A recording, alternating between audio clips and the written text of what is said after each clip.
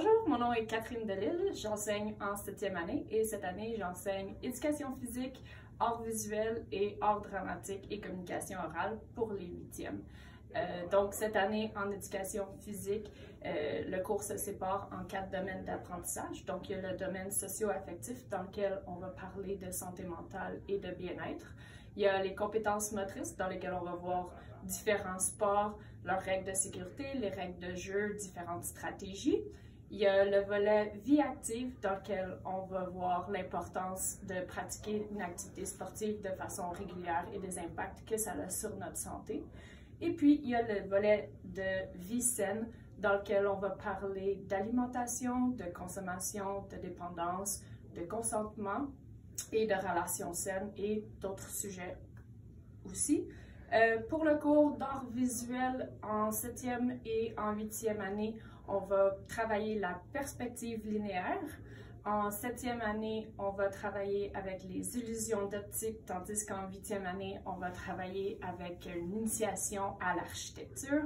Puis, dans les deux niveaux, on va étudier différents styles d'art contemporains, comme par exemple le cubisme. Donc, pour art dramatique, le but va être d'améliorer leur communication verbale et non verbale. Ils vont être amenés à porter leur opinion sur différentes œuvres et de voir quelle est la place de l'art dramatique dans notre société et dans leur communauté. Donc, au niveau des attentes, je vais vous demander de vérifier avec votre enfant ce qu'il porte pour les cours d'éducation physique, puisque cette année, à cause de la situation du COVID, ils n'ont pas accès aux vestiaires, donc ils ne peuvent pas se changer pour les cours d'éducation physique. Puis on nous demande de faire le plus de cours possible à l'extérieur, donc s'assurer que votre enfant est habillé de façon adéquate par rapport à la température. Pour me joindre, c'est préférable de me joindre sur mon courriel, donc au delilec, DELISLEC, à commercial.csviamonde.ca si vous avez des questions, ou sinon vous pouvez simplement communiquer avec le secrétariat de l'école. Merci!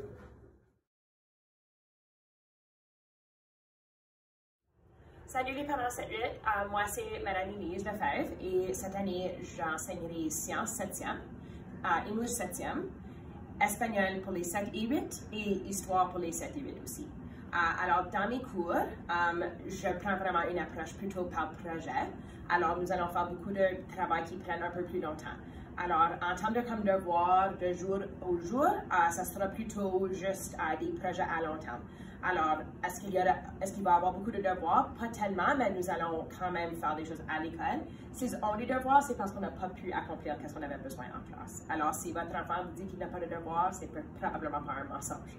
En termes de où vous pouvez trouver toutes les ressources pour l'école, mon plan cette année, c'est vraiment de mettre tout sur Teams, juste au cas où que nous devons recommencer en ligne du jour au lendemain.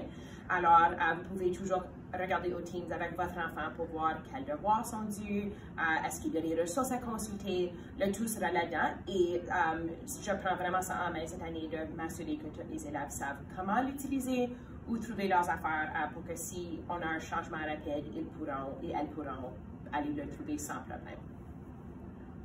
En termes de règlement de classe avec moi, c'est vraiment status quo avec le code de vie de l'école.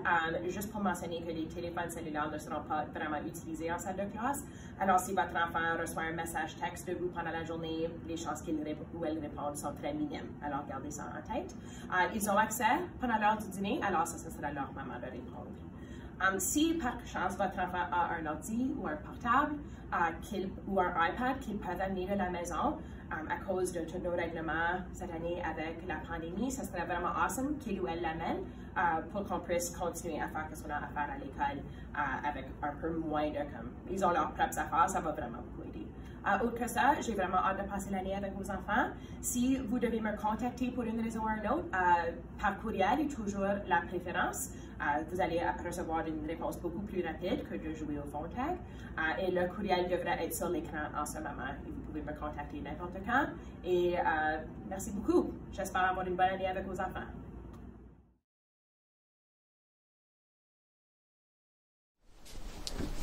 Bonjour, alors je me présente, mon nom est Rémi Bédard.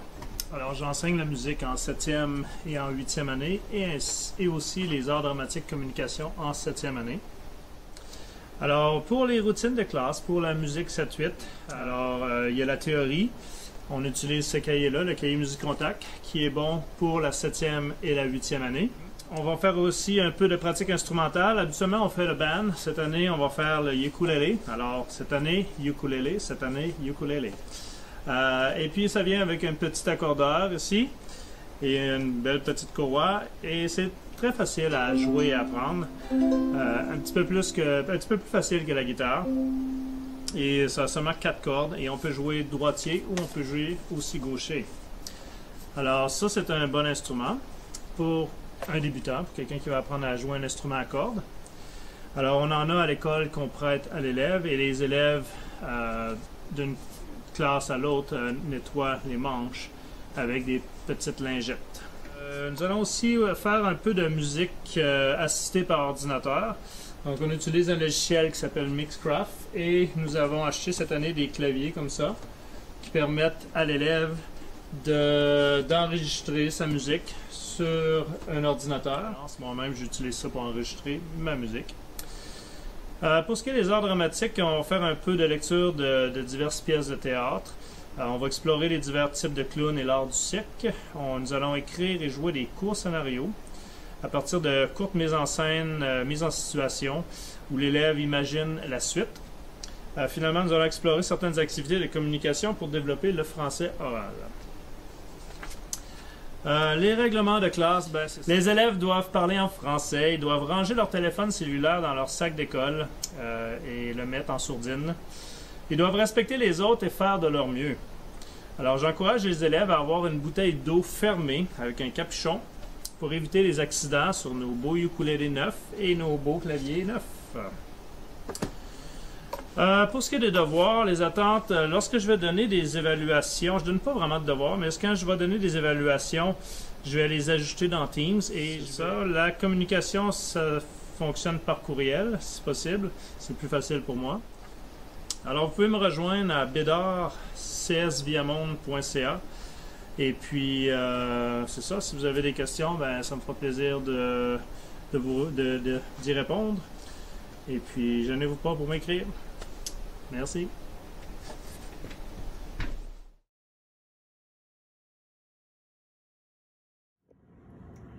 Bonjour, je suis Danielle Dupuis-Paul. Je suis l'enseignante de mathématiques 7-8 ainsi que l'enseignante d'anglais pour la 8e année.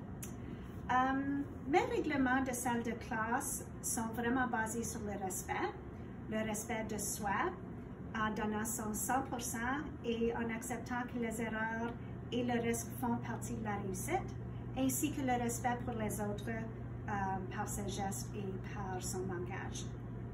Je ne donne pas beaucoup de devoirs. Les élèves ont habituellement le temps en salle de classe pour terminer les tâches, mais s'ils n'utilisent pas le temps de façon efficace, évidemment, il va falloir que ça soit fait en soirée. Si je dois communiquer avec vous, j'enverrai un courriel et vous pouvez toujours me rejoindre en m'envoyant un courriel au dupuispaul@csviamonde.ca. Merci.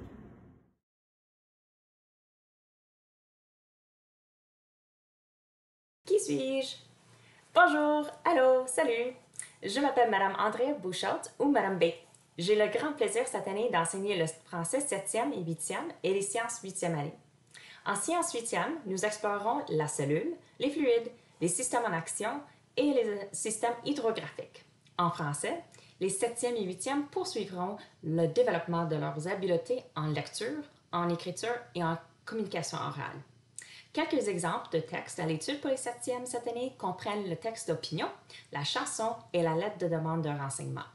Et pour les 8e, on a le compte-rendu, le récit de science-fiction et la blague. Maintenant, routine et règlement.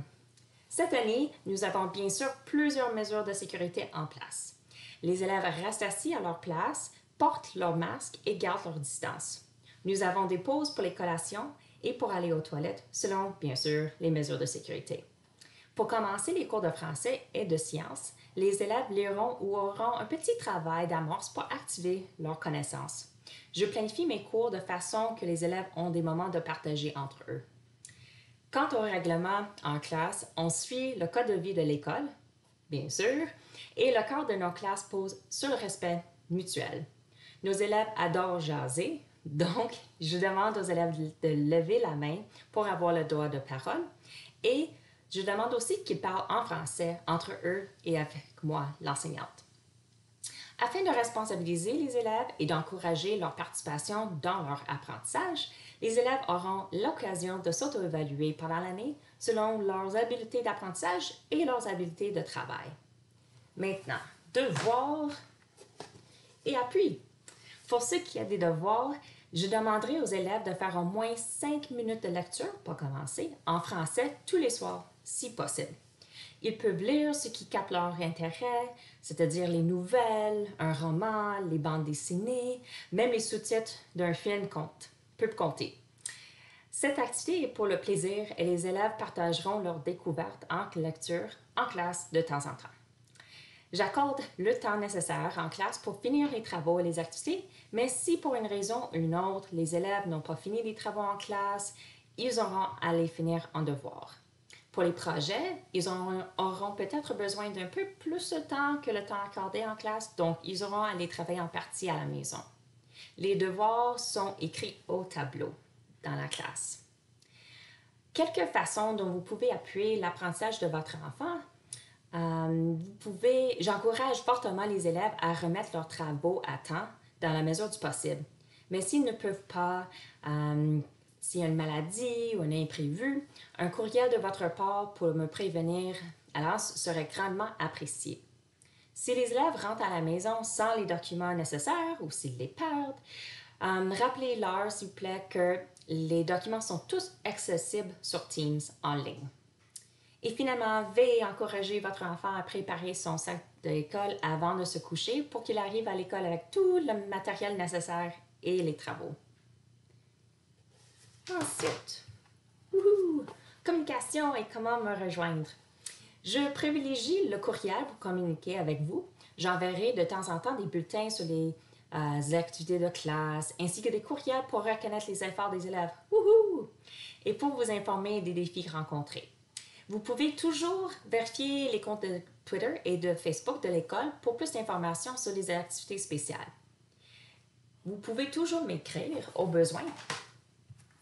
Je partage avec vous mon courriel buchholza@csviamonde.ca ou vous pouvez appeler l'école au 705-549-3202.